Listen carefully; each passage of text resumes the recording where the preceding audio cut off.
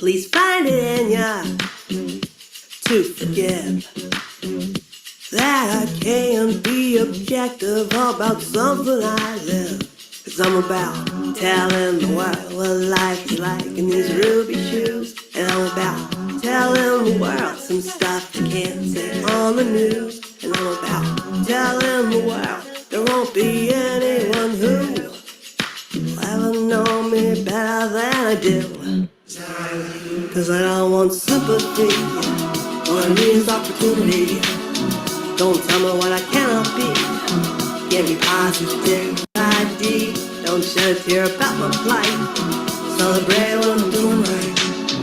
If you wanna be there for me, you gotta give me positive ID. Positive ID. Positive ID. Yeah, yeah. Don't make me be your apple tree when I know I'm a coconut palm. If I don't fit in, can I still belong? How's it go? First to no harm. Don't make me breathe underwater. I know I live on land. See everything am. I know I can. And you know you can. 'Cause I don't want sympathy. What I need is opportunity. Don't tell me what I cannot be. Give me positive ID. Don't shed a tear about my plight. Celebrate I'm doing right. If you wanna be there for me, you gotta give me positive ID. Positive ID. Positive ID. Yeah, yeah, yeah.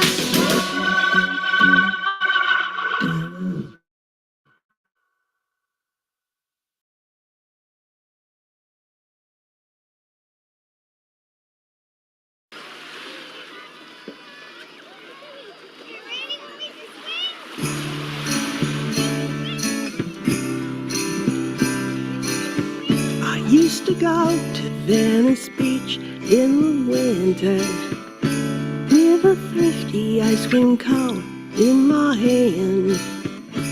It was hard not to think about the Beach Boys while watching Rocky Road drip onto the sand.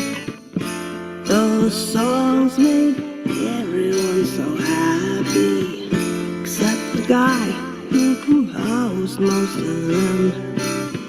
You'd never have caught him dead on a surfboard unless it went through hell and back again. They told me Brian Wilson is afraid of the ocean. He hates the beach, no, seriously. It's so obvious to everyone who knows him. Plus he said it in his autobiography. Oh, oh, oh, oh, oh,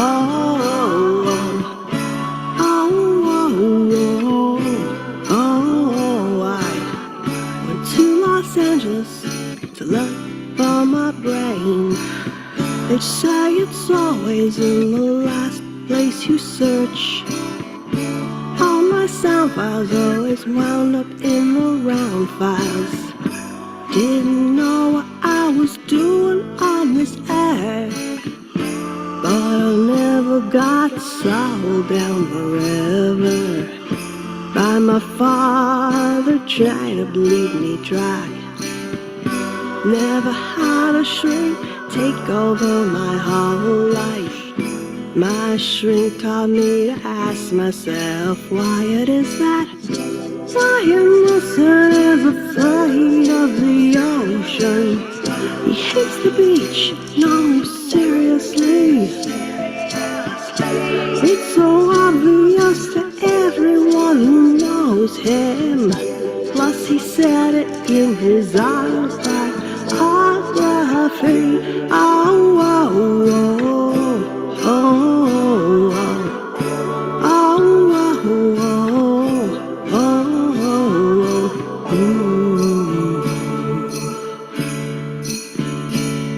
When Brian Wilson was about 70, he said he conquered one of his oldest fears. He he went with his family to the ocean and swam in it for the first time in over 40 years.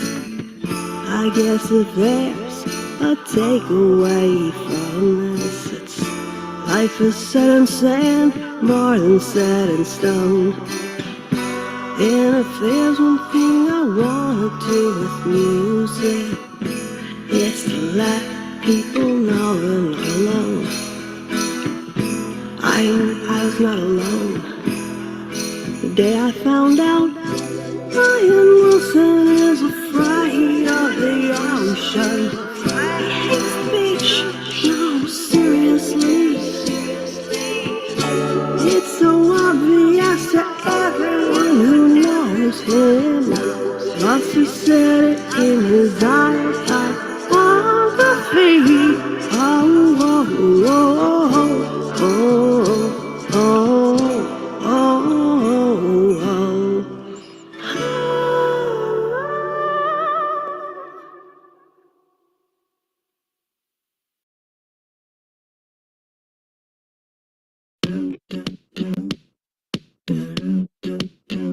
Helpy helpers and splainy splainers. I don't mean to be a complainer. It's beautiful that you wanna help, but you won't decide how I get to define myself. Cause I'm about way more than just fitting in and playing a game. And I'm about way more than making everybody be the same. And I'm about way more than working overtime to be a clone. Do I have to do this all alone? Cause I don't want sympathy. What I need is opportunity. Don't tell me what I cannot be. Give me positive ID. Don't shed a tear about my plight. Celebrate what I'm doing right. If you wanna be there for me, you gotta give me positive ID. Positive ID. Positive ID. Yeah, yeah. Freaky freakouts and people. Do you truly think I'm your equal? Please find it in ya to forgive that I can't be objective about something I live. Cause I'm about telling the world what life is like in these ruby shoes. And I'm about telling the world some stuff you can't say on the news. And I'm about telling the world there won't be anyone who will ever know me better than I do. Cause I don't want sympathy. What I need is opportunity. Don't tell me what I cannot be. Give me positive ID. Don't shed a tear about my plight. Celebrate what I'm doing right. If you wanna be there for me, you gotta give me positive ID. Positive ID. Positive ID. Yeah, yeah. Don't make me be your apple tree when I know I'm a coconut palm. If I don't fit in, can I still belong? How's it go? First to know how. Don't make me breathe underwater. I know I live on land. See everything I am. I know I can. And you know you can. Cause I don't want sympathy. What I need is opportunity. Don't tell me what I cannot be. Give me positive ID. Don't shed a tear about my plight. Celebrate what I'm doing right.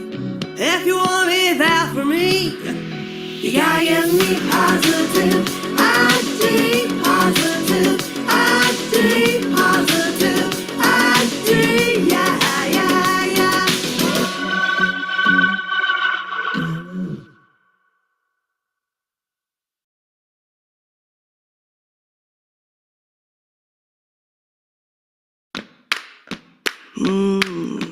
Is there anything that could make you wanna dance at a time like this, at a time like this? A caught in a feeling you can't dismiss. That would make you wanna dance at a time like this. Could anything make you wanna pump your fist at a time like this, at a time like this? Could there be an impulse you can't resist that would make you pump your fist at a time like this? Was there ever a good time just to go and have a good time? Forget everything and drink wine. Just kick back, soaking up sex and sunshine. Now we gotta get creative, or we're really gonna hate it. Fix it so they can't break it. There's no way to overstate it. And when we do, oh, it's gonna feel so good. Almost more joy than we can stand. They float so high above it all, taking in so much beauty we won't ever want to land. I don't wanna live unless life can be fair, and I wanna help us all get there. So is there anything that could make you wanna dance at a time like this, at a time like this? A caught in a feeling you can't dismiss that would make you wanna dance at a time like this. I do something that would make you wanna dance at a time like this, at a time like this. I'll keep trying till you tell me I can't make you wanna, make you wanna, make you wanna dance. I'm watching these hippies in some movie from the 60s. All colorful and giddy. I wanna melt through the screen so they could be with me. There were things that needed fixing.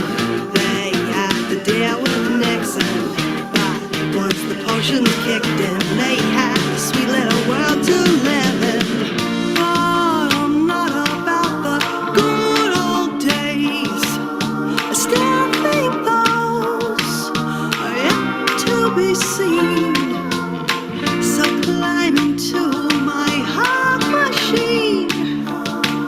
It'll feel like the best part of being 16. My hands wanna dance and my feet wanna sing. Each body part wants to do its own thing. My ears wanna drink and my tongue wants to sting. Each body part wants to do its own thing. And each part of me loves each part of you. Maybe my body parts are hippies too. So let your hands dance, hands dance. Let your feet sing, feet sing. Tell me if I can bring you anything. Is there anything that can make you wanna dance at a time like this, at a time like this?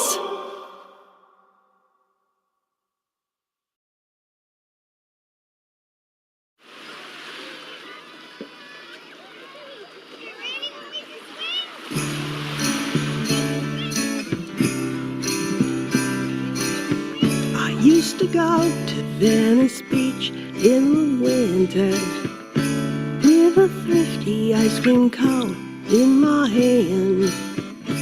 It was hard not to think about the Beach Boys while watching Rocky Road drip onto the sand. Those songs made everyone so happy, except the guy who composed most of them. You'd never have caught him dead on a surfboard unless it went through hell and back again. They told me Liam Neeson is afraid of the ocean. He hates the beach, no, seriously. It's so obvious to everyone who knows him. Plus he said it in his autobiography. Oh, oh, oh, oh, oh,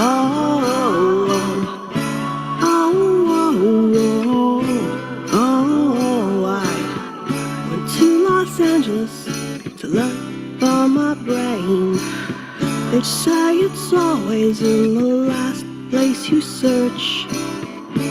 All my sound files always wound up in the round files. Didn't know was doing on this earth.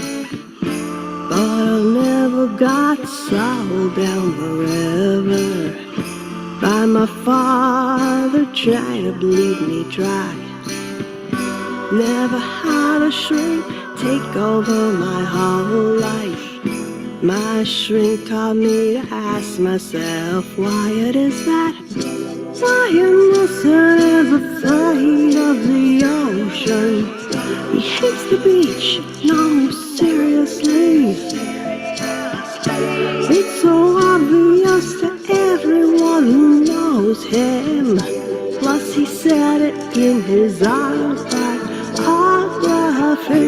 Oh, oh, oh, oh, oh, oh, oh, oh, oh. When Brian Wilson was about 70, he said he conquered one of his oldest fears. He went with his family to the ocean and swam in it for the first time in over 40 years. I guess if there's a takeaway from this, it's life is set in sand, more than set in stone. And if there's one thing I wanna do with music, it's to let people know they're not alone. I was not alone the day I found out Brian Wilson is afraid of the ocean. He hates the beach, no, seriously. It's so obvious to everyone who knows him. Plus he said it in his autobiography. Oh, oh, oh, oh, oh, oh, oh, oh.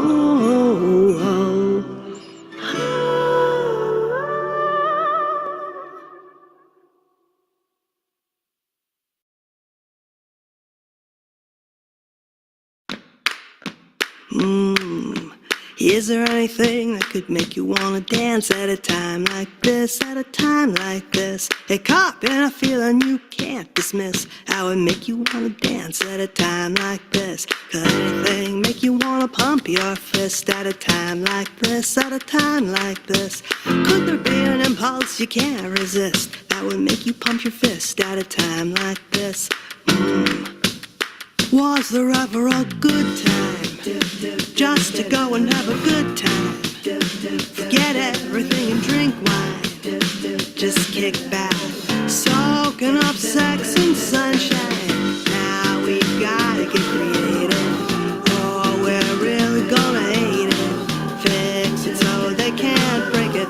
There's no way to overstate it. And when we do, oh, it's gonna feel so good. Almost more joy than we can stand. We float so high above it all, taking in so much beauty we won't ever want to land. I don't wanna live unless life can be fair, and I wanna help us all get there. So is there anything that could make you wanna dance at a time like this, at a time like this? You're caught in a feeling you can't dismiss that would make you wanna dance at a time like this. I do something that would make you wanna dance at a time like this, at a time like this.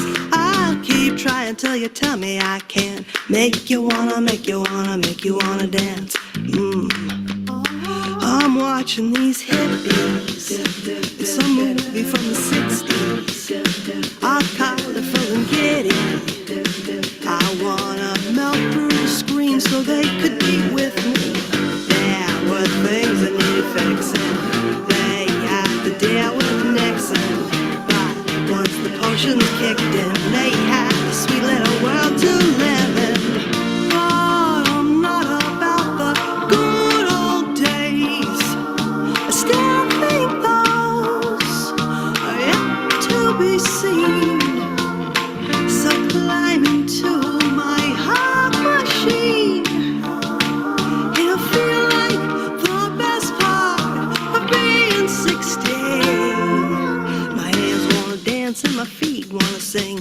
Each body part wants to do its own thing. My ears want to drink and my tongue wants to sting. Each body part wants to do its own thing. And each part of me loves each part of you. Maybe my body parts are hippies too. So let your hands dance, hands dance. Let your feet sing, feet sing. Tell me if I can bring you anything. Is there anything that can make you wanna dance at a time like this? At a time like this.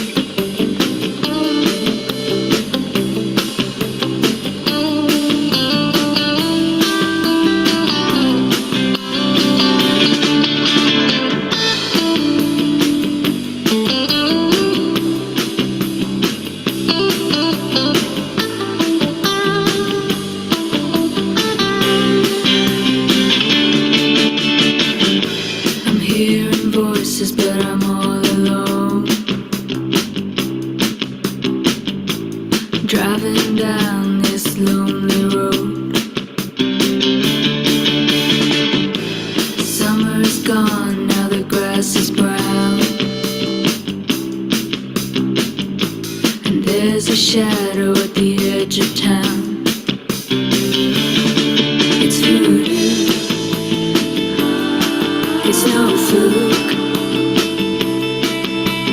Haunted by a dream I have of you. It's voodoo, it's no fluke. Troubled by a dream I have of you. I have of you.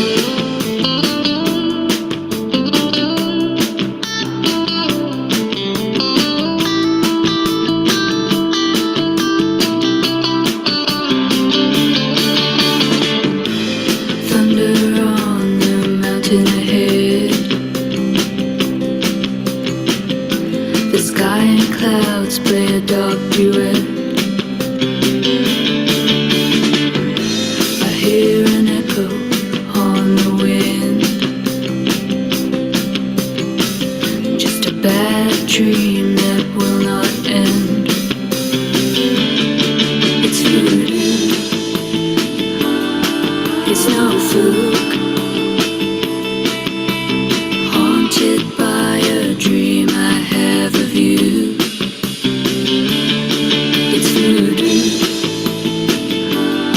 It's no fluke.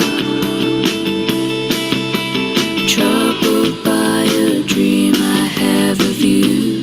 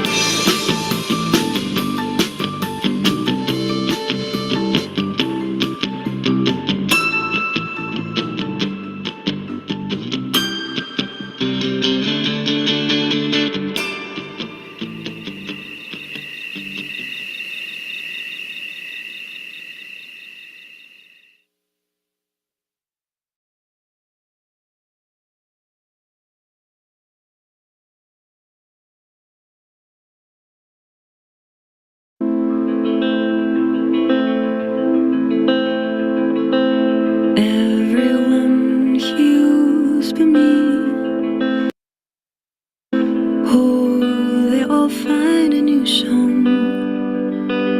I always wanted a song, light as a feather, a ride home in the summer. Everyone heals but me. The tables they turn for everyone. The knots they will turn into songs. Light as a feather, please show me the way there.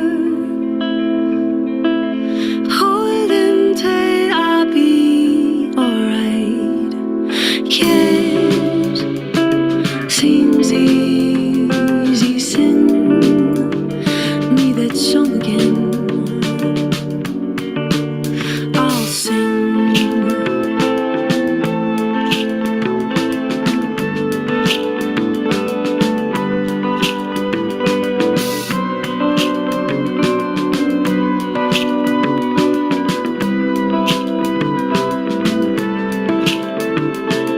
Everyone heals but me.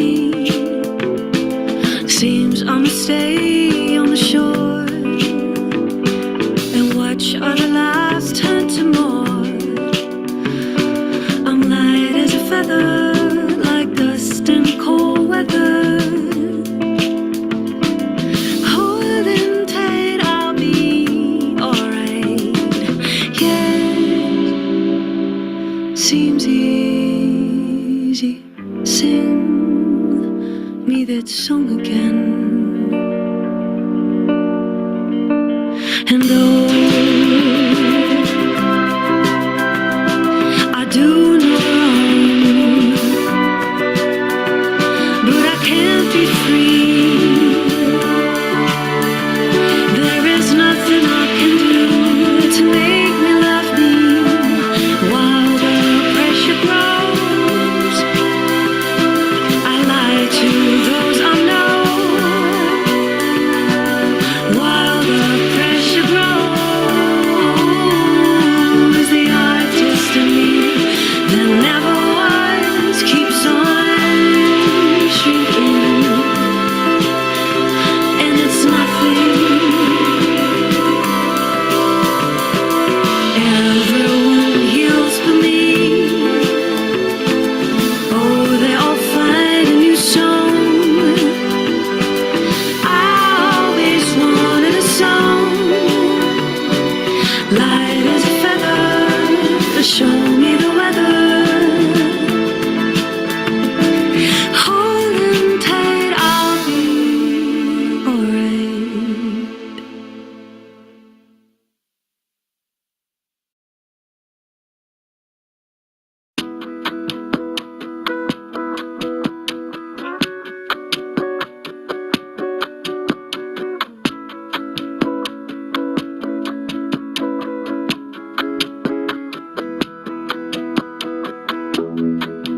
Before you escape, recognize it, recognize it. Count the inaudible beats from the lightning to the rumble. One day at a time. You don't need to know where you're heading. One day at a time. You don't need to know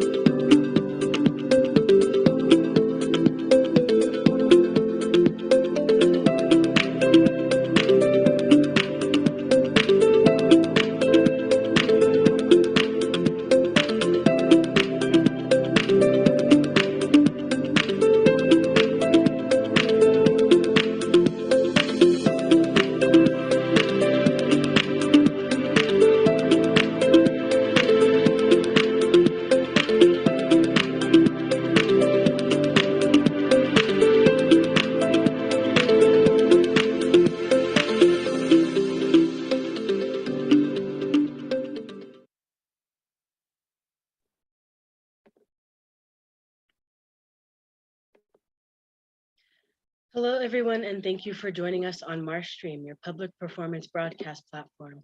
My name is Brianna Caver, assistant producer for MarshStream, and we are back again tonight for Solo Arts Heal. Although our theater doors are now back open, there are still some folks unable to attend these live performances, so these free streaming performances are brought to you by patrons just like yourself, all who donate to our tip jar. The link is posted in the chat and is also available on our website at themarsh.org. Remember, all donations are tax deductible and 100% matched. We need you now more than ever so we can continue to bring these free streaming performances to our community. If you are watching us live on YouTube, welcome and thank you for joining us. Please make sure you subscribe to be notified when we go live and watch the hours of free performances, interviews, and events we have archived all right there on our channel. Saturday at the Marsh Berkeley is Josh Kornbluth's Citizen Brain at 5 p.m. and Don Reed's The Never Too Late Show at 8 p.m. Sunday at the Marsh San Francisco is Brian Copeland's The Waiting Period at 12 p.m. and Don Reed's The Never Too Late Show at 5 p.m. Again, please donate to our tip jar. Thank you for joining us. And now let's welcome your host, Gail Shickley.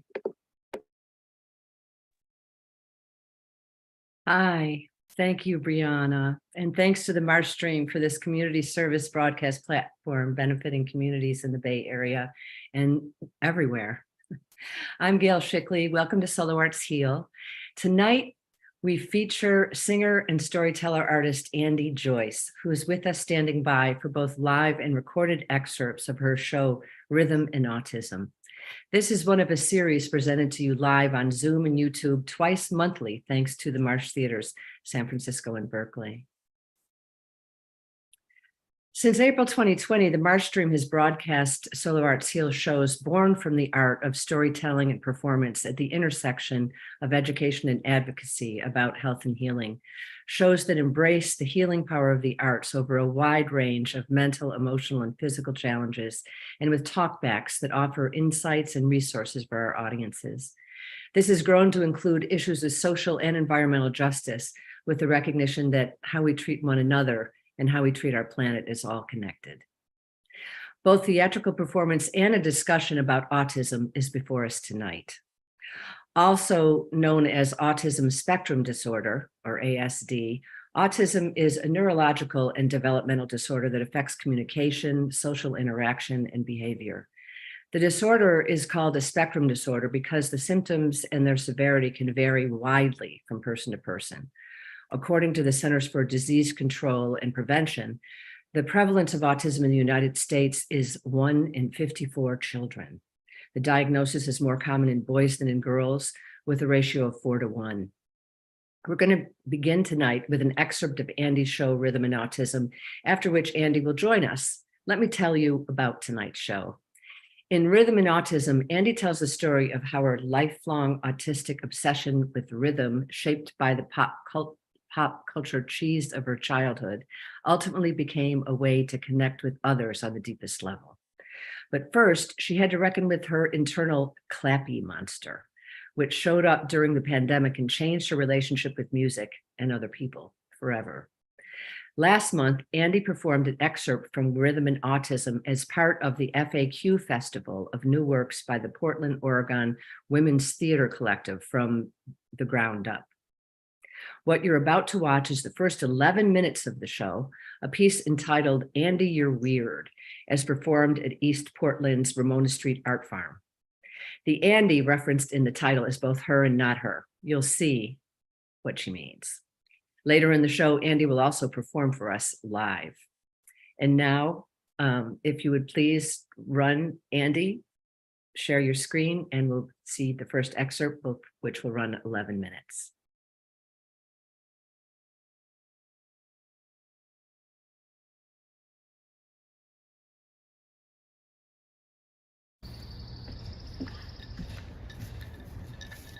Do do do do do do do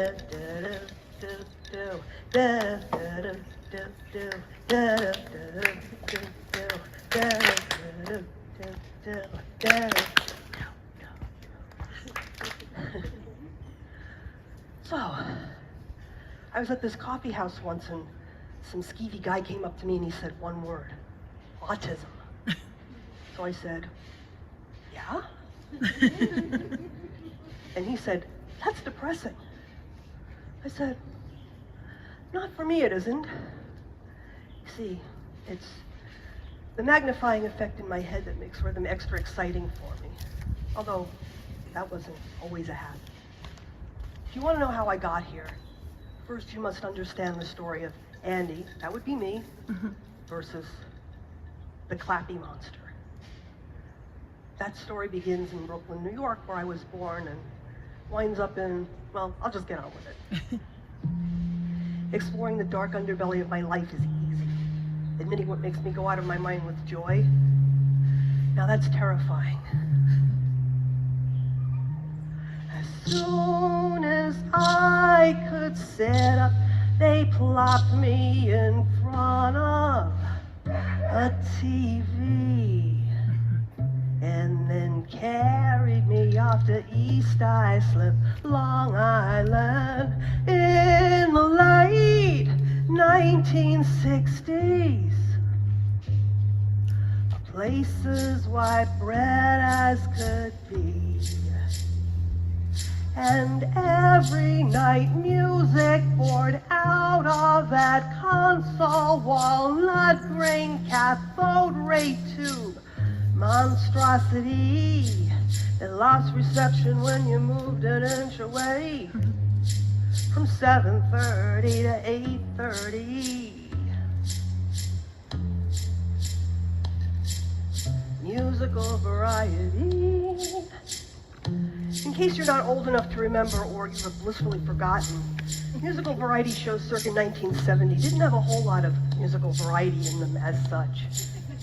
Mostly they were about over 30 white guys like Andy Williams and Ray Stevens singing the pop and rock hits of the day.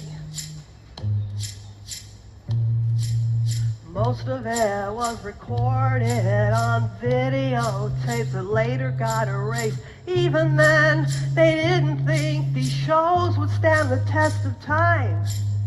Changing of taste.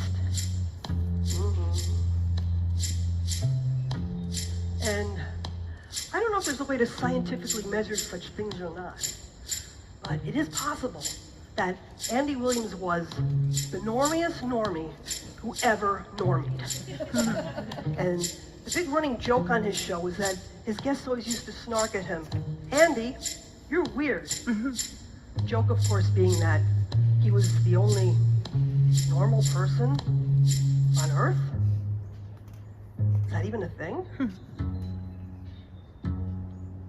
Andy, you're weird. Andy, you're weird. Andy, you're weird, weird, weird, weird. And then there was the clap and sway thing. I could not get enough of that. I realize that we're in entirely the wrong time signature for that right now. And I apologize. They weren't clapping the waltzes on TV even then. Well, maybe they did on the Lawrence Welk show, but I never watched that, so don't quote me. Anyway, I wouldn't have cared if the time signature was 136.6 over 13. The point is, I wanted to be there, not here, on this rug, the bad dog who ate everybody's work shoes. I wanted people who would sway with me and love it like I did, even if it was the Andy Williams singing Creedence Clearwater Revival with those variety show Vegas cheese arrangements. Strings, horns, soprano backup singers. There's surviving little bits of this on YouTube that look like someone aimed a home movie camera at their console cathode ray walnut grain movie tubey and filmed it. I swear I didn't hallucinate it.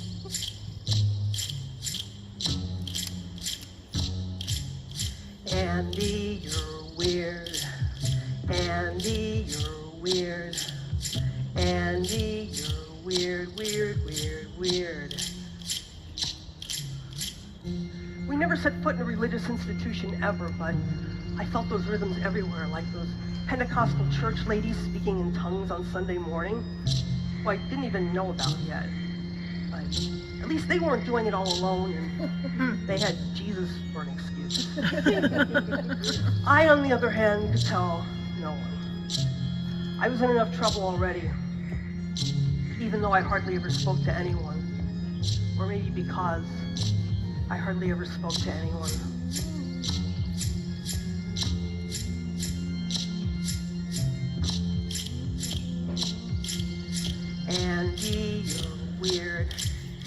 Andy, you're weird. Andy, you're weird, weird, weird, weird.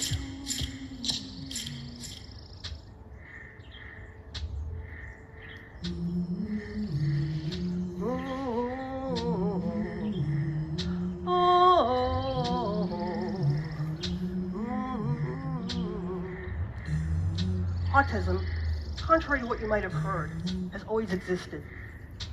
Things exist before they're defined and redefined. I'm reasonably certain subatomic particles existed before the 19th century. When they looked at me, all they saw was a chubby little girl sucking her thumb and turning the pages of a library book. Although never with the same hand as the thumb I was sucking. I never do a library book dirty that way. The noise coming from you was deafening. I was a Gulfstream 25, buzzing the roof of our house with my thumb and my library book. And the walls I kept bumping into. And the big toe I kept stubbing. I was sure I had broken it every single week. Oh,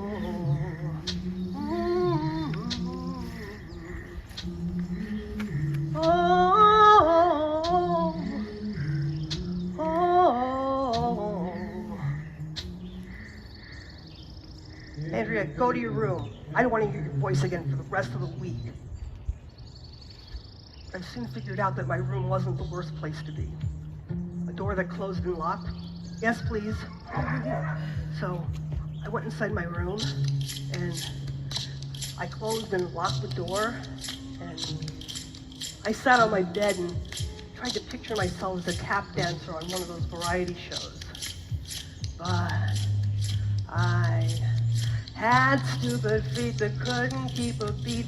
I would never be a professional dancer, but my hands were another matter entirely, a whole different part of me. Yes, my hands were weird, polyrhythmically weird. I learned to make hand sounds nice and soft, so I wouldn't tip the grown-ups off. There were no loopers then. I had to mix it in my head. The soft claps, knee pats, and finger snaps. Kind of like this. So yeah, I was one of those autistic kids who was a compulsive body percussionist. A girl body percussionist. Scary. And as this groove flooded my mind, I found myself swaying from side to side and softly putting my hands together like this. Yes, I did it on one because they taught me that in whiteness class. And then I did it some more because I couldn't not. Just tapping my fingers like this on my palm made me feel strangely peaceful and calm. I love the feeling of my hands touching, even if I was the only one who'd ever felt that way in the entire history of opposable thumbs. I call it the sustainable clap. You can clap like this for hours and it won't hurt. I'm very sensitive and it doesn't hurt me at all. Why don't you try it with me? You might irrationally like it. 2, 3, yes, just like that. 2, 3.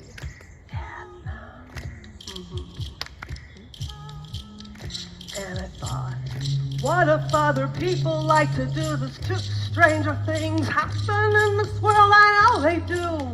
Please keep clapping. Waltz, waltz, this ain't no waltz. This is the stuff my hands do, and that's not my fault.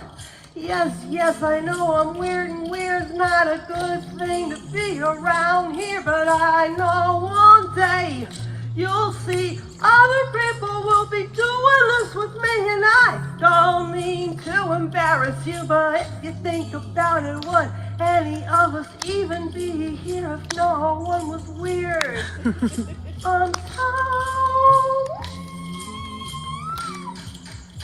Sorry.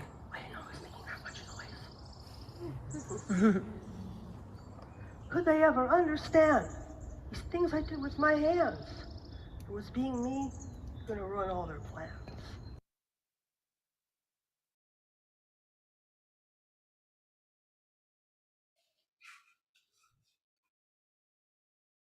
That's great. Thank you so much, Andy. I love that clip. What a wonderful show. Thank you. I want to take a quick minute to tell people about our tip jar. Please do help support the artists and the Marsh. We always appreciate your support in the tip jar, and Brianna has the link there in our chat box. And if your comments and questions are welcome. So whether you're on Zoom or YouTube, we'll pick those up, and we'd love to hear from you. So Andy, according to your bio, you got diagnosed when you were 44. Tell That's us right. what led up to that. Hang on a sec. Because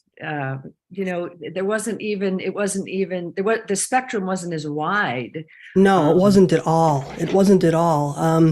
When I was a kid, autism. When I was 3 years old, which is where they say that autistic traits have to be in place by the time you're 3, or you're not diagnosable. But when I was 3 years old, autism wasn't even a separate diagnosis in the DSM. It was coupled with childhood schizophrenia, which was a condition that nobody wanted their kid to be diagnosed with because the kid would almost certainly be institutionalized. And the diagnosis also did not apply to kids who could talk at that time. That didn't get broadened until much later, and there's like a whole history behind how that happened. We probably don't have time to go into all the details of that, but suffice it to say, I would not have been diagnosable until at the very earliest, my early 30s, under present criteria. That's remarkable. And we were just saying, that the spectrum is so wide, so a lot of more people can go on it and then be able to get help and get accommodations and get understanding and get support and that kind of stuff. I mean, I was like this space egg that hatched in the middle of the living room, and they didn't know what to do with me. Well, the sense of humor is certainly something that's helped you. Yeah, well, I've developed that over time, but yeah. By the way, I want to mention that that video that you just saw was shot by Rachel Himsel, a very gifted friend of mine who's also a fellow performer in From the Ground Up, and but she was kind enough to shoot videos for us all that night, and so that's what you just saw. But as you saw from Andy, You're Weird, I had this thing in me all my life that I figured out pretty quickly I had to try with all my might to deny its existence. And so when you do that, when you suppress a stim and a fixation for decades, screwy things happen to you. And by the time I got my diagnosis, I felt like I had failed at pretty much every single thing that there was to fail at. I was, or so I thought, a bad everything. And my partner thought I would benefit from going to a therapist who did neurolinguistic programming to try to break some of the repeating loops in my head. And that wound up being the therapist who diagnosed me. And it was absolutely the last thing that I expected. I was like, but I'm not Rain Man. And the therapist was like, no, that's one possible type. That's not the diagnostic criteria. So yeah, that's kind of how it happened. Programming, that's interesting. Yeah. So we did do some of that too, but yeah. Well, that's great. But at age 44, that's quite remarkable. I'm sure that's happening more and more with people. Yeah, in fact, a lot of people get diagnosed at the same time their kids do, which is wild. And how often is it that it's parent to child? I think it is strongly hereditary. It definitely runs in families. I think there's something like 80% concordance with identical twins. So I think probably that part of it is genetic, and then there's also the way in which it expresses itself. We're in a much more constantly stimulating environment now than it was for most kids who were growing up in the burbs, at least at my age. We didn't have everything was a lot slower and quieter there then. We didn't have a big blabbering TV in every waiting room, and bouncy music everywhere you go, and we weren't expected to be constantly social with our parents. And I don't know if that's better or it was just different. Yeah, but I I was going think, to say, is yeah. that harder for you? Well, it could be having- if you have sensitivity in certain areas to the traits might show up a lot sooner if there's more of that stimulation. I mean, sometimes when you're very young, people are just like, oh well, she's just shy or whatever, or she's just a little bit odd. But as the social demands on you increase and the sensory stimulation on you increases, then these things are going to probably come out a lot more. Yeah, the other thing too, oh, sorry. The other thing too is that a lot of people in my generation, I believe, didn't get diagnosed. And unfortunately, I think a lot of them died from not being diagnosed. Because, they just felt snubbed and rejected everywhere they went. And, that finished them off. Wow, that is a sad story. And the stimulation we have today, I mean, it's overwhelming for us all. No kidding. Yeah. So I wonder how that could, contribute. I mean, I guess we don't really know, but to this, seemingly. Well, it's like the thing is that, it might be good in a way that we know. I mean, it's better we know than not know. Because like you said, we live in a world where there's a lot of social demands and sensory demands on us. And, maybe it's sometimes the more sensitive of us that are going to have to put the brakes on that and go, whoa, let's have a little, let's balance this out a little bit. So you say you got called to sing for As Many Strangers as Possible a few years after that. Had you not sung for anyone before, or what led you back into that? Well, I had made multiple attempts over the years to get back into music, but after some bad experiences, I was convinced that no one would ever want to look at me or listen to me. This was before I was diagnosed. And I had mental health problems that festered as a result of not being diagnosed or accommodated. And I also had physical problems. I had polycystic ovarian syndrome. By the time that was diagnosed in my 30s, it cost me half the hair on my head. This is a wig. But, if I hadn't lost my hair, I wouldn't have found out, that this color really suited me. Wow. So it's and what like is that. it you said you had that caused that? Polycystic ovarian syndrome. Oh. It gave me very, very high levels of free testosterone, and it cost me like half the hair on my head. And the meds that I had to take to control all of that stuff made me officially plus sized. And when I was in my teens and 20s, those things pretty much made you ineligible to go near a microphone. I would have needed black belt social skills and super confidence to navigate that. And I didn't have that. So I turned to writing, and I had some success doing that. A little less than 10 years ago, I was working on a young adult novel. And one thing I did when I was the age of my characters was listen to Casey Kasem's American Top 40 every week and write down all the songs in a notebook. So I found some AT40 broadcasts online, and I set my mind to my 15-year-old self and all the feelings that I got from music. And one of the songs I heard was a Brian Hyland cover of Curtis Mayfield's Gypsy Woman. And I don't know, I couldn't tell you why exactly, but that man's voice got to me, got to my 15-year-old self, hit it hard. And I knew at that moment that something had changed, but I didn't know what it looked like yet. So smash cut to a few months later when I abandoned my original YA novel and I get another idea for a novel about an autistic girl who develops a fixation on an obscure girl singer from the 1960s, fictitious singer. That novel was called The Amy Virus. Who knew, right? I finished that in 2016, and it got accepted into the Multnomah County, which is Portland, Library Writers Project the following year. And it's still out there on Smashwords if anybody wants to see it. But eventually somebody wrote a TV Tropes page about it, even though it was never officially published because print publishers thought it was too long. But I guess somebody liked it. Anyway. Yeah, that's wonderful. I'd like to be able to post that if we can. Oh, yeah. Part of the process of writing this book was letting my characters talk to me. And Cyan, my protagonist, said to me one day, in order for me to understand me or Amy, you're going to have to get back into writing and singing and playing music live. So I then took some voice lessons and found out I had this massive vocal range that I had never tapped into. So I expanded my range in both directions at age 50, which apparently never happens. So then I started writing for that voice, which had all these different textures and dimensions that I didn't have before my alleged sell-by date. And so these were some of the obstacles. I mean, what else do you have to deal with in getting back into music and doing shows, writing songs? Were they mostly external or internal or a mix of both? Well, the social problems that I had the last time I attempted to do music hadn't gone away. I had a much better idea of why they were happening, but I believed that I was led back into performing in order to confront certain things about myself that needed to be confronted. I needed to get a better handle on my brain troll, that thing in me that just loves to tell me how much I suck and how much people dislike me. I have to be on guard for that thing constantly.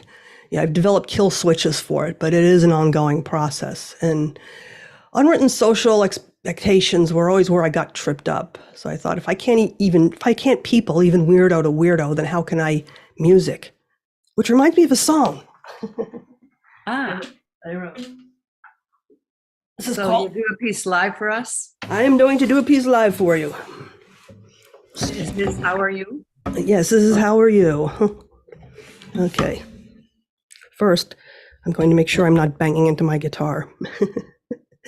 All right. Okay. I'm increasingly of the opinion that all children should have acting lessons, starting in kindergarten, because it was right around that age that a friend of my parents said to me, "How are you?" And I said, "I have a stomach ache." I was told that that was the wrong answer. The correct answer was, "I'm fine, how are you?"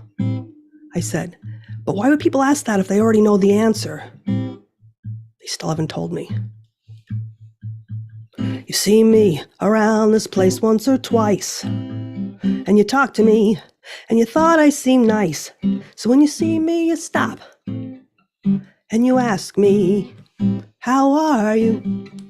Well, it's a question with no answer, and we're all supposed to lie. But no one ever believes me, even though I try to say I'm doing great, but not so great you can't relate. So from now on, if you ask me, this will be my reply. Well, since you asked, I sleep like Elvis, and I sing like a Siamese cat, and I probably should be doing the opposite of that. And I never did fit in, not even in a loony bin. You know what? I forgot to unmute my guitar. That's why you're not hearing very well. Okay.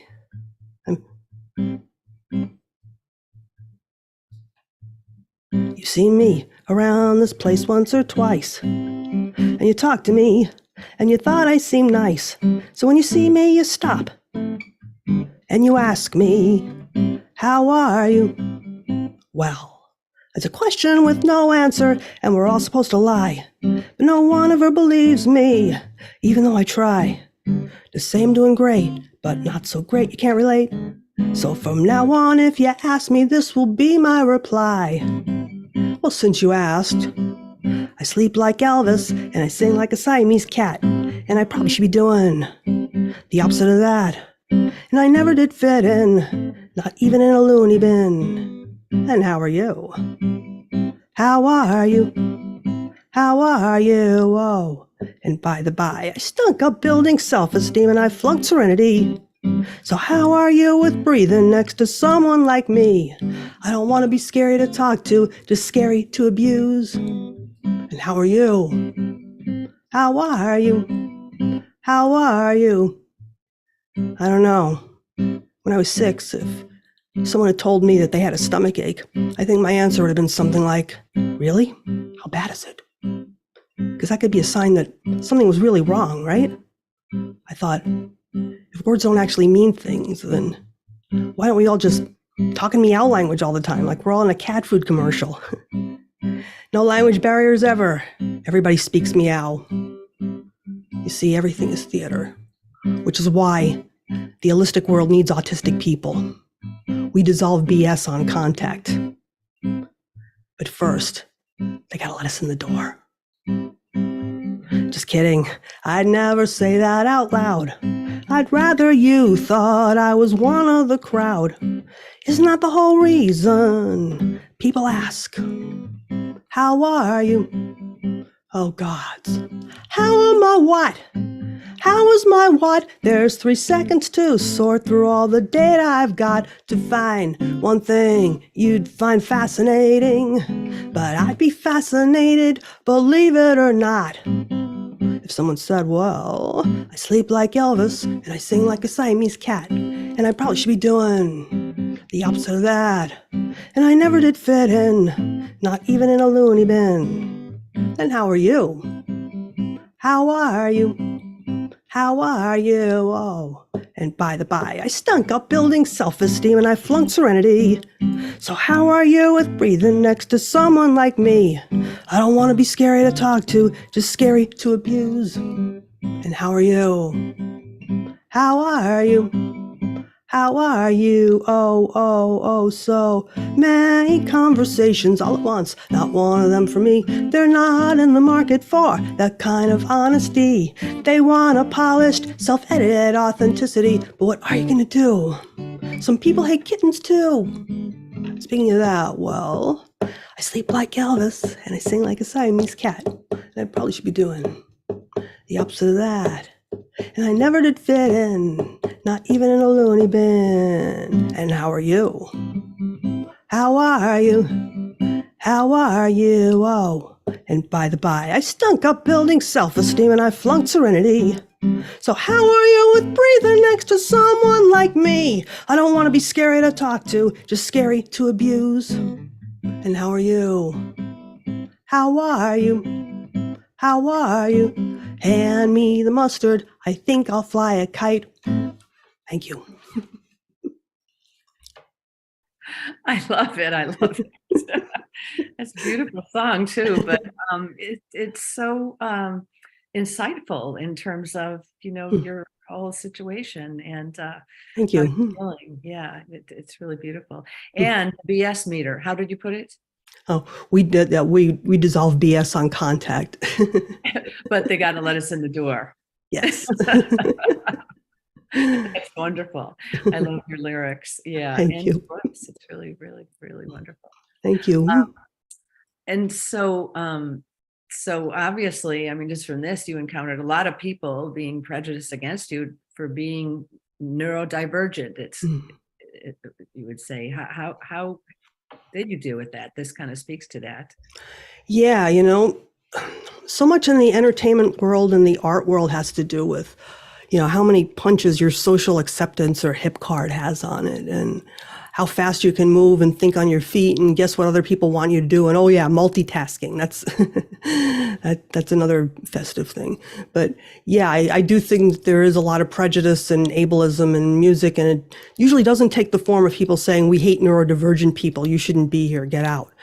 It's more like we don't want to think about trying to accommodate people whose needs are so different from ours, and we don't have to because we have so many great performers coming out of our ears already. So. And what about the multitasking? You're saying that is something that you find yourself doing more, or that's more too difficult? It's something that is largely expected of more of holistic people or more neurotypical people, that they're expected to juggle all this and this and this and this and this, and it's like they'll ask you a question, you barely have time to get your brain in gear to answer it, and they've dashed off to do something else. Like whoa, wait a minute. So yeah, so I have to. I mean, even playing guitar and singing is sort of like multitasking. It's kind of funny. I had to really work at it in order to coordinate that. So did you find over the years you just really had to focus on being very organized and being well enough? I've learned over the years. I mean, my partner's been a great influence in this area to set things up when I move into a place, so that so I have to kind of set things up. You know how blind people have to set up their houses so that they don't bump into things and step on things and trip on things? I have to do something similar when I set up an environment for myself. I have to set things up in a way that makes sense to my brain.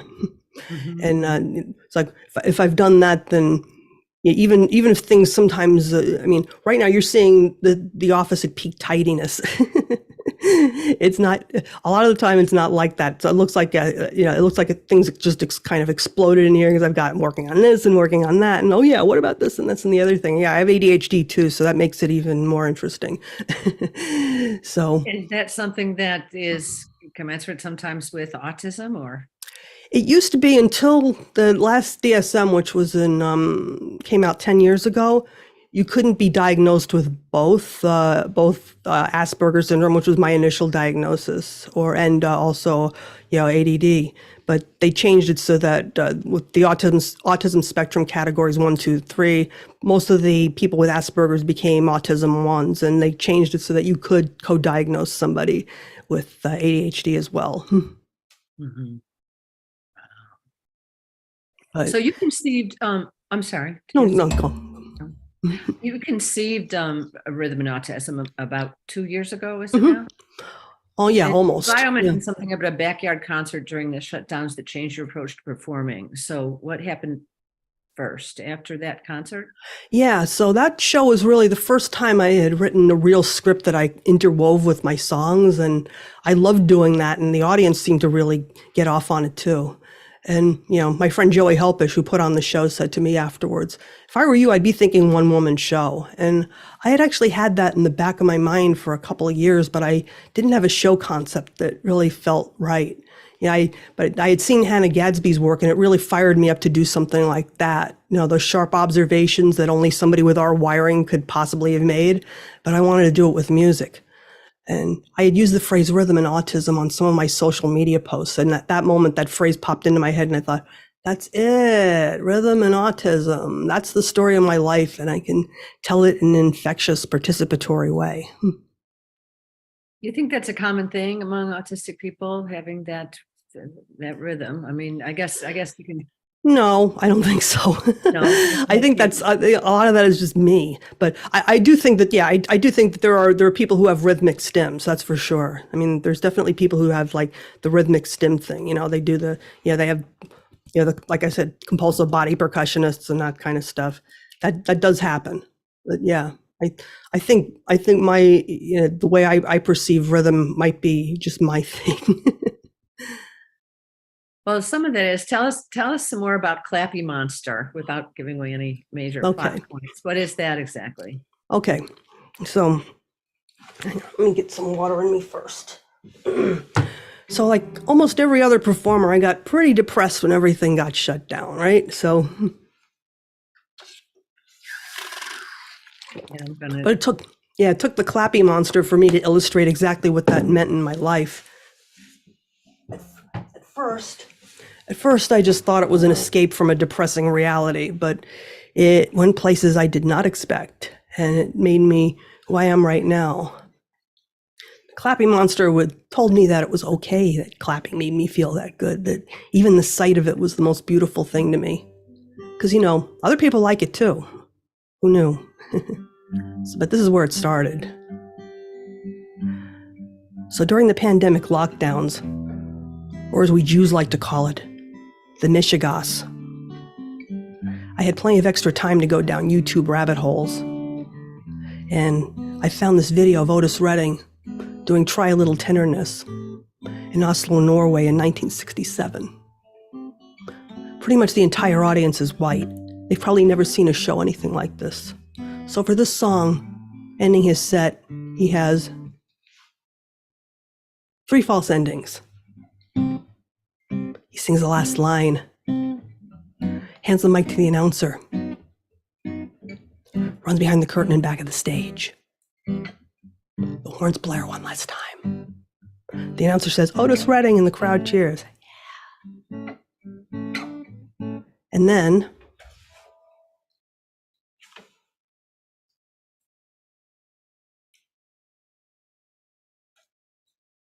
"12 seconds later,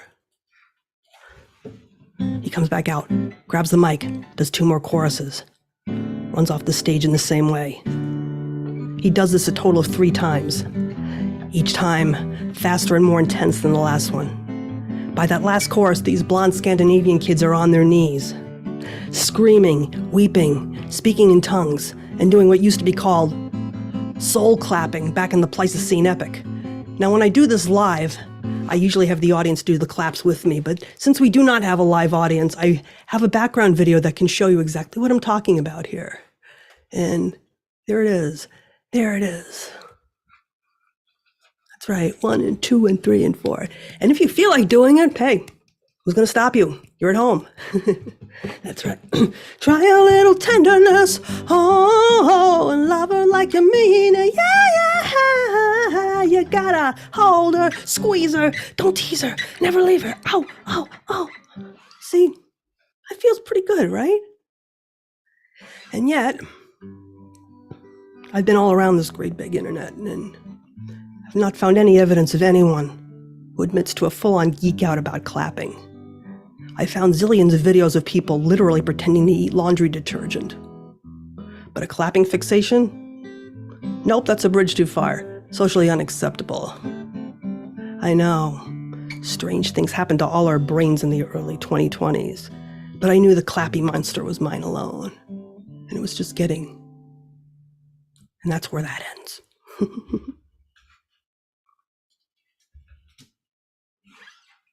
I love it. That's great. Thank you. Thank you so much. Sure. Yeah, I love the clappy monster. And your show, it makes your show highly interactive, right? You know? Oh, yes. And the common stereotype of autistic people is that you don't want to interact with others. Well, And there yet are some performers who are like that. it's a joy. Yeah, I mean, there's some performers who are like that, but in my own case, I found that when I started doing music again a couple of years before the pandemic, I found out how much of a dopamine squirt it was to get a crowd going. I mean, I'd never really had that before. I'd done it accidentally once or twice when I was younger, but I didn't know how to repeat it or sustain it or anything like that. I actually started writing some material that had the audience participation baked into it. And I practiced holding onto the rhythm, and I studied what made an audience start or stop clapping. I watched lots and lots of videos, like the Otis Redding thing I just showed you. Whether it was different if people knew the performer versus whether they didn't, whether it was different on TV versus on a concert. And it's weird because a lot of people find me difficult to approach socially, and yet I got praise for bringing a room together, even from people who didn't care all that much for the sounds I was making. It wasn't so much that I didn't want to interact with others. It was that I often felt like they didn't want me to, that I wasn't cool enough, and the clap-alongs and sometimes flap-alongs were my way of getting to do that. Yeah, sure. So you discovered that you really loved that, and how do you think audience participation is different for you than it is for other performers? Oh, well, I think because I sort of, it's like I sort of approach it in that way. And people don't think about woodshedding things like, practicing holding onto the rhythm while claps are going on. They usually don't think about doing that the same way they practice music, but that's what I did. Because when I first started doing this, when I first started doing music in my 50s, I didn't even own a guitar at that point. I was going on stage and, singing, singing and drumming, or at one point I bought a U-bass and I was like playing, it's like a U-bass is like a bass on a baritone uke body, and it weighs like nothing. So it's like I was kind of playing that a little bit on stage, and yeah, but I would also drum. I have like I have my tambourines back here, and I have a pandero and all kinds of. I see that tambourine there. What are you? What's this? Oh yes, this is what I call my Tracy tambourine, or Tracy for short. There's a song on my show called Tracy's Tambourine, which is about how I loved the Partridge Family like a lot of little girls my age, but secretly my fixation on the Partridge Family had to do with Tracy's tambourine. I just wanted one, and I couldn't have one because I lived in a house where even library books were too noisy. So oh dear. And is that stickers all over there? Yeah, I put sparkly heart-shaped stickers on it like I would have when I was 7. That's great. Yeah, it's fun. And do you self-taught? Did you take lessons for guitar? And yeah, I took lessons when I was in camp. I started taking lessons when I was in summer camp. I was about 10. And, I also had some piano lessons, but in those days, music lessons were so dry and boring. The guitar lessons I had in camp were more fun because they would teach me how to play actual songs. In those days, they wouldn't do that. They were like, well, you have to learn your scales and your Bach minuets and blah, blah, blah. It's like these days the kids get thrown a bone. It's like, okay, we'll teach you this and we'll show you where that came from. It's like this Bach did something like this when, it's like, I think that's why there's so many kids now who are better musicians than we were, because they don't get turned off by all this dry scale stuff that they have to do for years. But yeah, not just restricted to things. There's a lot more and ways to introduce it. Yeah. So I started playing a little bit when I was 10. I played in my, then I played until, I kind of played until college. I kind of dropped it in college. I picked it up and dropped it, picked it up and dropped it, picked up and dropped it. I made a passage and, so I knew how to play guitar, but, what happens is if you don't play for a long time, your calluses get squishy and then it becomes painful to actually press the strings down. So I had to build those back up again. Where did you go to college? NYU, excuse me, New York University. Yes, wonderful. And what was your focus? Oh, in college? Mm-hmm. Yeah, I majored in dramatic writing. I was actually in, what I call the lab mouse version of Tisch School of the Arts. We weren't, they weren't in that fancy building yet, and it wasn't super difficult to get into. So, and that was about with no diagnosis, no accommodations, no anything, and basically having a headache all the time, and just in a stomach ache all the time. Yep. And in New York, well, the nice thing about New York is I didn't have to drive. That was the really attractive thing about it. I didn't have to drive. But yeah, and there were all these record stores. I was like, yeah, record stores. I was like really into record stores. I would plow through those bins all the time.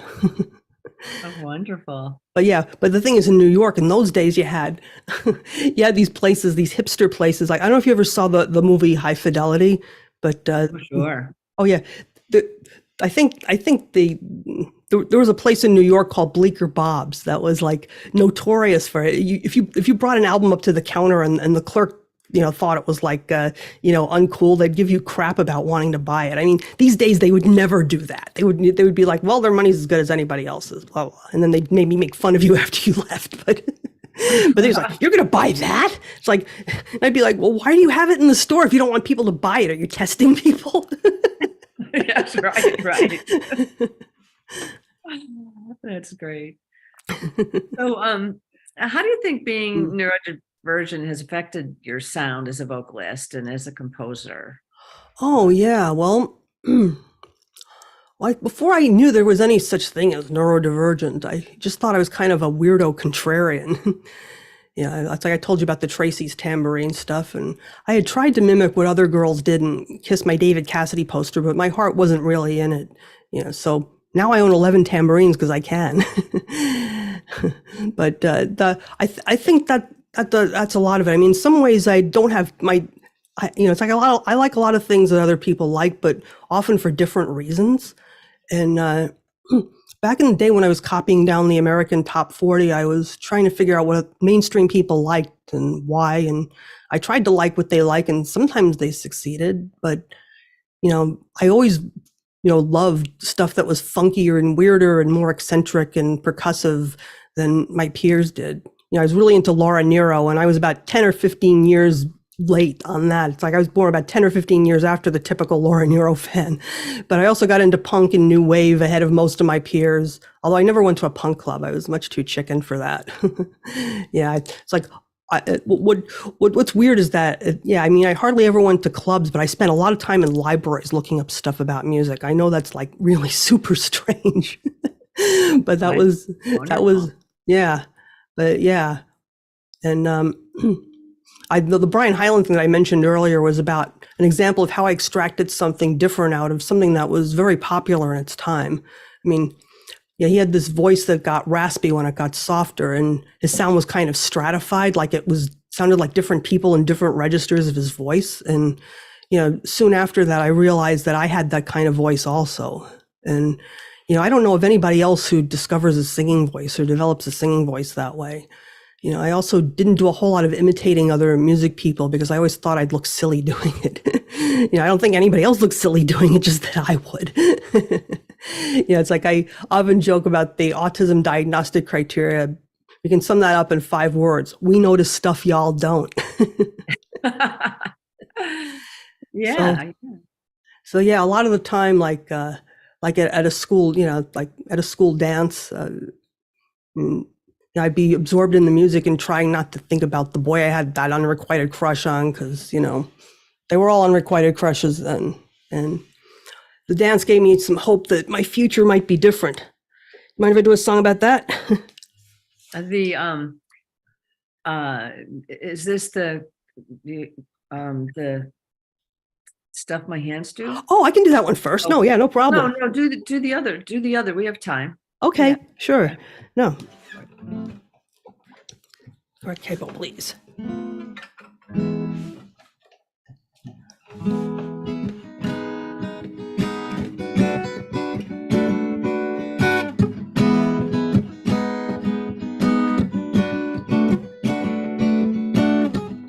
I'm going to the dance alone because I asked myself, do I want to? Do I want to wear my pretty threads? Try to get my hair all done up to?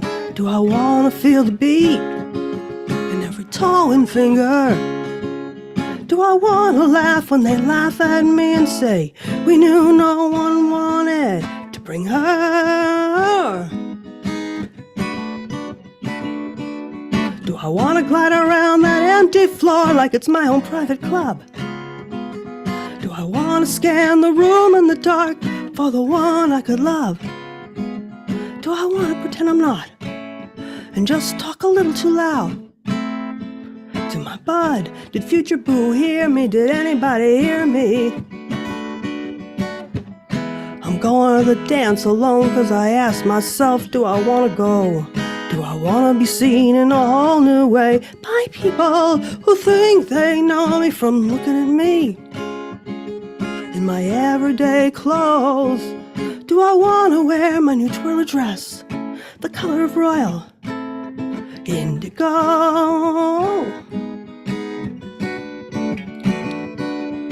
I want to tell the world royal indigo is my favorite color, but I never told a soul before, and I don't have the guts, not yet, to wear it when the lights are up in front of everyone.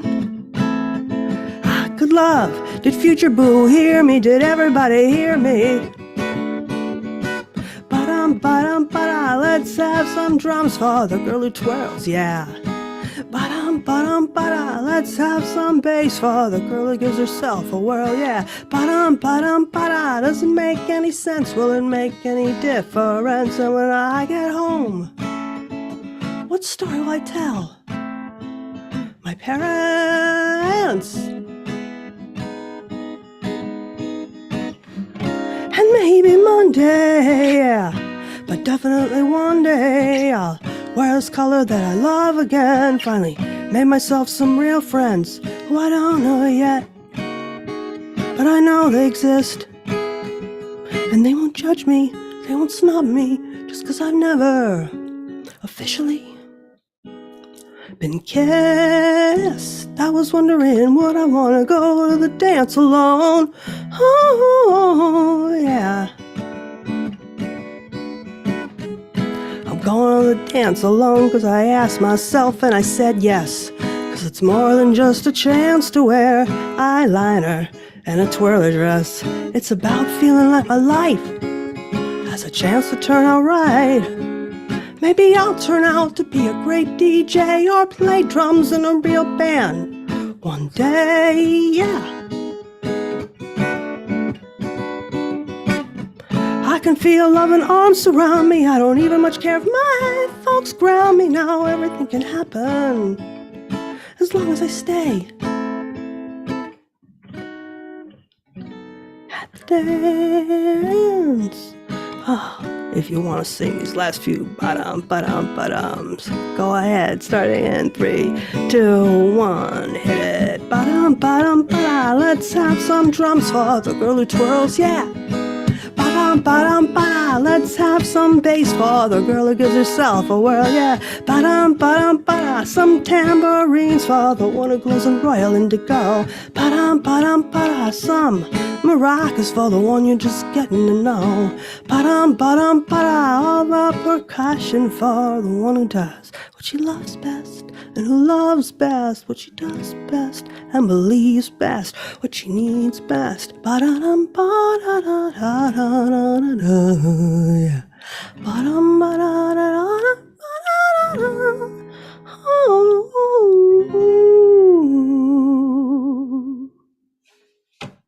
Thank you. Beautiful. I love your range. That was beautiful, beautiful Thank you. ending. Thank you for playing that. Thank That was a nice surprise. Thank you. You also mentioned in your show you do sensory-friendly shows for people with high sensory sensitivity. What are some of the basic principles of the sensory-friendly show? What's the Andy Joyce way? Oh, okay. Well, I have different approaches. The first approach is one that's 100% free of common sensory triggers, which means like no wacky high notes, no clattery or high pitch percussion, no clapping. Yes, not even for applause. It would be flat applause only.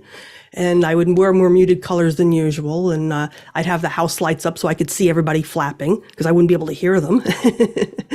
And if not so common triggers are specifically requested for an individual show, I'll avoid those triggers also. While I love a lot of that stuff, I'm also an access freak, and it's fun. It's fun to do a show like that every now and then to kind of reset my sensorium, and it's have the house lights up and see all the flapping. And the second approach is what I call a hybrid show, which means that we start out with a first half that's 100% sensory friendly, like I mentioned. And then in the second half, we bring in all those other noises that I love, the clapping, the tambourines, the background video.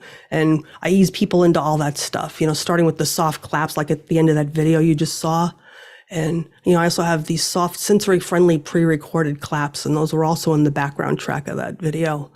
But regardless of what type of show it is, I print out a program listing the sensory elements that the audience can expect from each scene, and I set a container that allows people to step out if they're getting overloaded or they think that there's a sound coming that they won't be able to deal with, or give them a chance to put in their earplugs. And I even give those out for a full show. And I think what makes my approach unique is that I do have high sensory sensitivity. Many autistic people actually don't. They either have more standard sensitivity or very low sensitivity, and those of us who have less, there are those of us who have more sensitivity to different things than others. And if sometimes we'll have high sensitivity to something and we'll seek it rather than avoid it because it gives us pleasure. So there's a lot of nuance to it.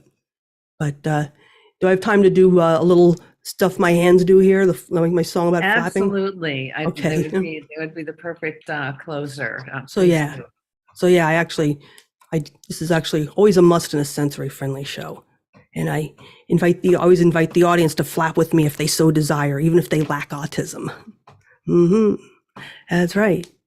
This is the stuff my hands do when I get a chance to sing for you. This is the stuff my hands do when I feel it hard, I gotta let it loose. Yeah, this is the stuff my hands do when I get a chance to sing for you. This is the stuff my hands do. And if you feel like it, then do it too. Or don't. Just saying. Anyway, I used to keep myself clenched up, trying to keep my hands still, thinking I could make myself stop by sheer force of will. But my hands knew me better than I did. They said, please, please let us move.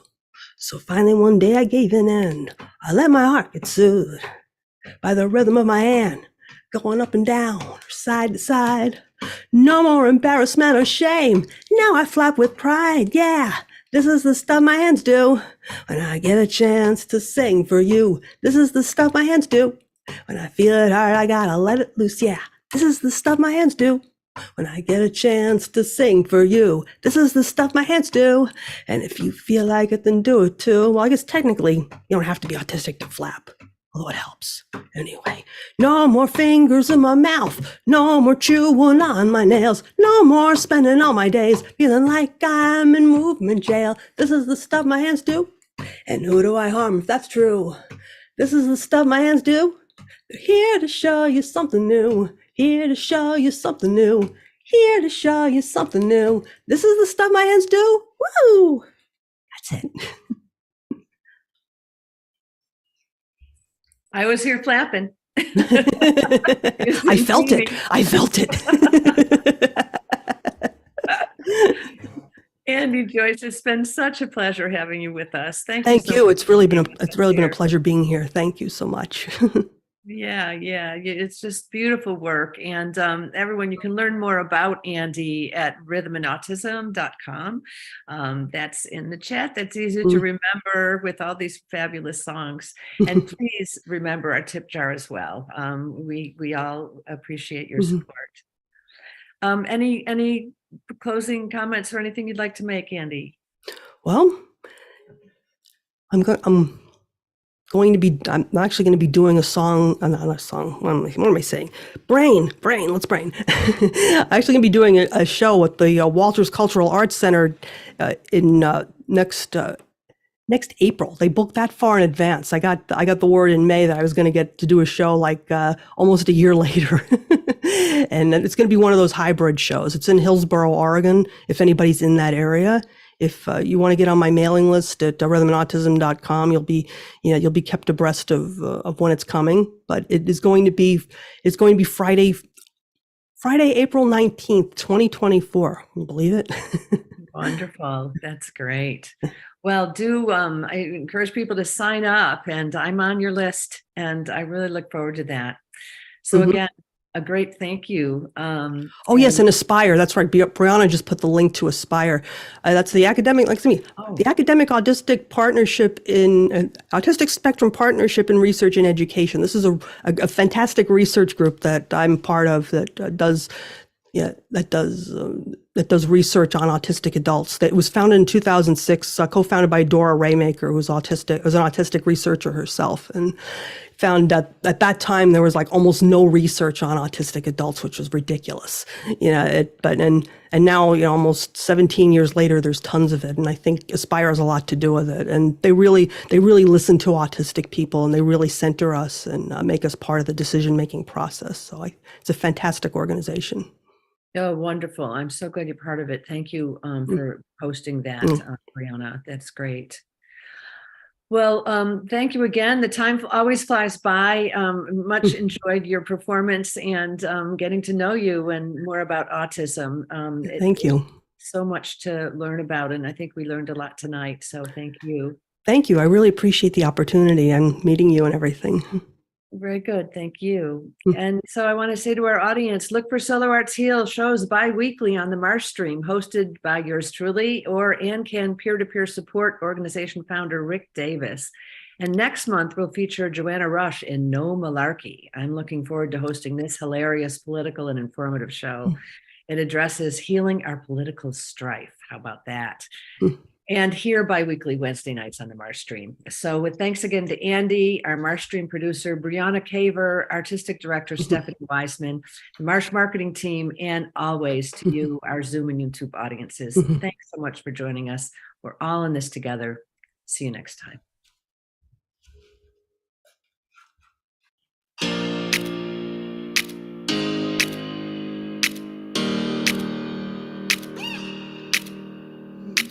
How do I describe my journey with your mother, who takes care of you, who takes you to the doctor when you're sick?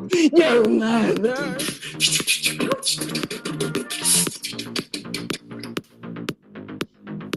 Good morning, New York. Buenos dias. It's me. What's up? We went out for lunch at a sushi place where she tried sushi for the first time and she liked it. I see that change can happen. I know things can shift and change for good. I am dizzily dazzled with stars in my eyes. Same level as I broke my neck. But he's not getting the same return of function I am. And I don't want any of your smart aleck sex talk that I usually get when I get. This is beyond the Marsh because what you're doing is planting beautiful seeds for artists to grow.